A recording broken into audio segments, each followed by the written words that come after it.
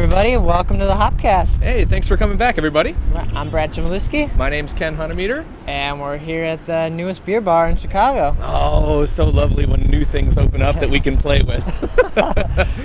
So we're outside Bangers and Lace here at Paulina and Division. Yeah, and this is just a stone's throw away from your hood or your actual pad. I'm right around So the you should corner, be yeah. you should be mayor in no time Oh, on no. the fourth square.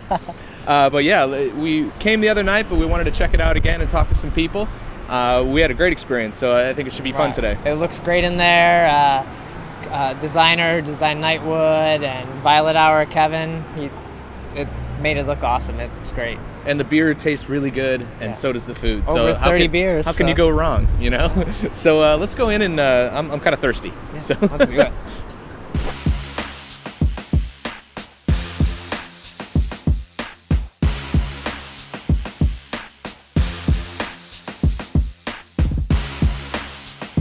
Well, Ken, we made it back behind the bar. It is an impressive list. Yes, and it is all put together here by our friend Ria. And explain to us kind of, because it's an extensive list and it's kind of like a diverse list. How did you go about putting it together, and what kind of sets it out? There's a lot of great beers out there and a lot of different styles and great styles, and I just kind of really wanted to have the whole spectrum. Right. Beer culture in the United States, as we know it, has always been Coors Light, Miller's Light, Miller Light, and all that. And I kind of wanted people to know, especially in the neighborhood, that there are a lot of other different options, tastier, more flavors. And as you can see, the range here, it's we have some barrel-aged beers, we have beers brewed with salt. Yeah, explain that one, because we were here the other night and I tried it, and it was something that I'd never really had before, and I really thought it was delicious. And it's the Leipziger Goes. Yeah, Leipziger Goza. That is actually a historical beer from Germany. They originally brewed it, and they still do, with salt water. So it really gives it that refreshing kind of taste to it. And they also, after they boil it, they inoculate the wort, which is essentially Unfermented beer. They inoculate it with a lactic acid bacteria, so it gives it that little bit of that lactic tang. Yeah, it's almost like a Berliner Weiss. Yes, but I guess it the is. difference would be they're brewing it with salt water. With salt water, yeah. And Okay. you can actually kind of taste the salt in there, I think.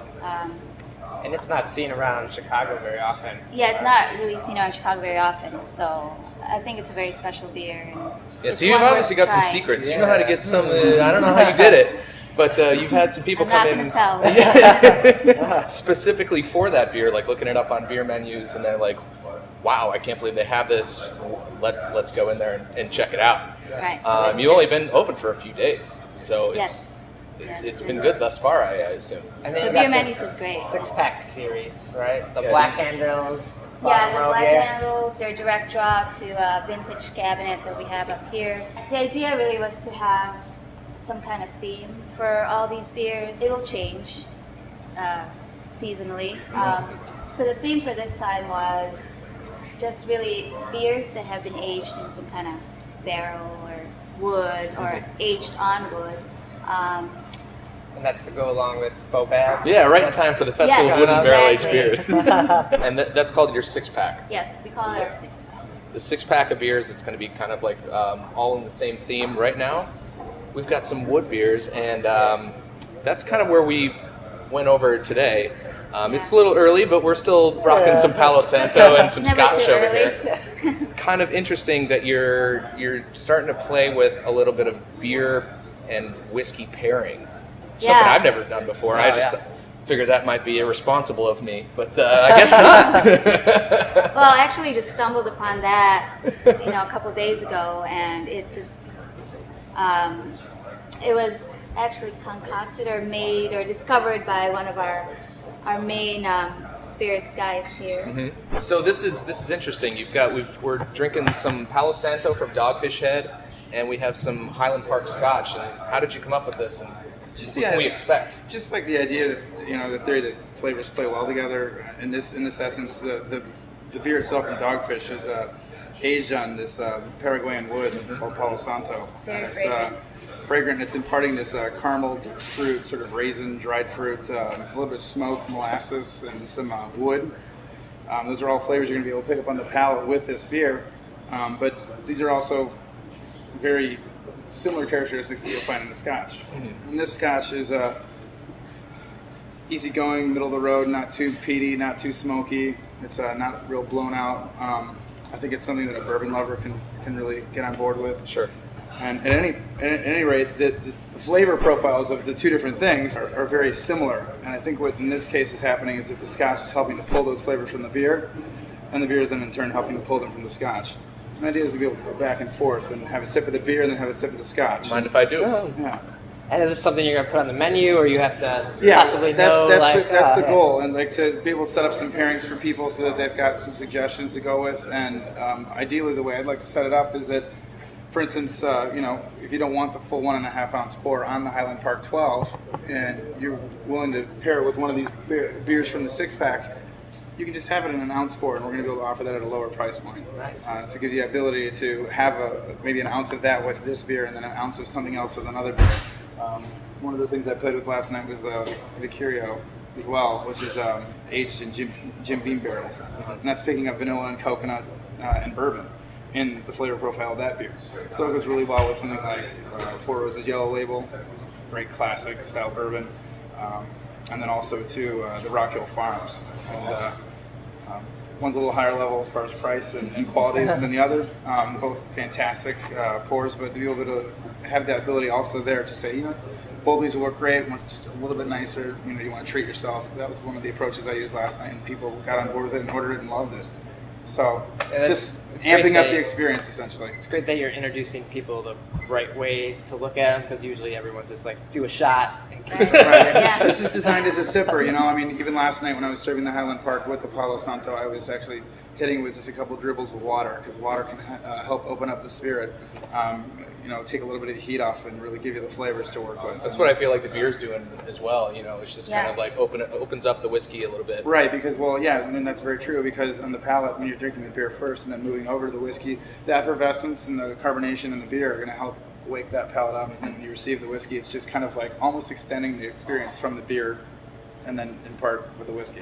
Very cool little experiment that I never even put much thought into. So. No, yeah. Sweet. Nice work on that, my friend. Thanks, guys. Thanks for having us. We're so very excited to have you here in the neighborhood. So we're excited to be here for sure. I can see my house right in the neighborhood. It works for you. Yeah. for all you Brad stalkers out there, he's right over there. Hopefully you'll still be able to see it after a night of drinking. Yeah.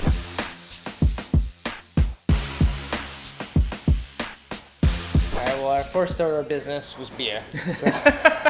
Which, As always. As always, it's the focal point. So And Eric, you're the manager here? I am indeed.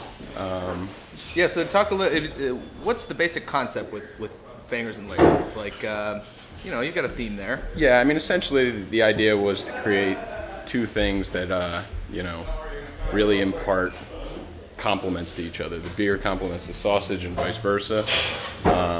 We really wanted to dig deep and kind of find, some beers that were unique, had some unique flavor characteristics that we can then, go the other route and pair with sausages and meals and kind of give the diner a more rounded experience. Over time, beer has become something that actually pairs better with food than wine, or more easily than wine. You spoke with Ria earlier. She's running the Cicerone program here, and basically she's in charge of really digging deeply and finding some of these really unique beers to bring in. And we've tried to focus more on North American craft brewers. In the last 20 years, that type of brewing has really come a long way, and it's definitely pushing the envelope of what beer can be. And then really, the menu was something, that gave kind of a rustic, homey feel, as I say, and really in a way to complement the beers that we have in the beer program. So correct me if I'm wrong, but Bangers, sausage, and lace from the beer? Exactly. Okay. Lacing, it's a Belgian term for the way the head retention on the glass dissipates but leaves a lacing coating on the glassware. Both of these happen to have real nice. Yes, they do. Yes, they do. And what that also imparts is that the glass is actually beer clean. Yep. Yeah. You'll go to many bars and the head on your beer will dissipate almost instantly. Yep. A lot of times that's because the glassware goes through the same dishwashing process as every other piece of plateware in the bar. What we try to do here is isolate our glassware, focus on getting it beer clean, and ensuring that it does not break down the quality of the beer we're serving. Yeah, one of the first things you'll notice if you have a dirty glass is, poor head retention, number one, and also that you get the bubbles on the side of the glass. I haven't seen that once here yet. Right, so. right. Yeah, if you see bubbles clinging to the side of the glass, it's a good indication that you should probably send the beer back. That's one, main factor, and we're gonna, do our best to make sure that never happens here. So the food menu, it's not extensive, but there's some great dishes in there. I know I had the lamb flatbread, Which is amazing. That was Yes. And then you got just Chicago hot dog. You got I had like a sausage sandwich with some pickles on top. Yeah. Was real nice. Yeah, and even like down to the French fries with whatever that sauce. Yeah, the Tellagio cheese sauce that comes with beautiful. those. Yeah, it's Tellagio cheese, cream, green onion, and as our chef will say, love is thrown in there. So, but yeah, I mean, really, there's some really nice stuff on the menu to really pair up with these beers. And it works well. Like even the decor in here is very rustic. Exactly. Like this wood stove and kind of like the outdoorsy mural and, Exactly. and got the lace on the windows and stuff. It all kind of like ties it all nice. together, definitely. And that was the thing. We wanted to really have this rustic, homey feel, Mm-hmm. something that everybody has experienced. Maybe not regularly. They've been up to the North Woods and they've visited people's cabins and whatnot. We wanted to kind of bring that into the city and get away from having a place that's so overdone, over stylish and whatnot, and really give you more of a homey feel, a place you really want to sit and drink beer. Yeah, when I walk in, I think of Pacific Northwest kind of bar scene. Definitely. So, Yeah, that wood fireplace is going very well with this peated Belgian beer I'm having right now. Yes, it will. and let's face it, as the winter rolls around, there'll probably be quite a few people congregating around that while they sip on the beer. That's right. That's right. Well, we've been the other night, and we're loving it thus far. So we're real Great. excited to have you guys here. Great. Thank you so much. Thanks for chatting with us for a little bit. Hey, anytime.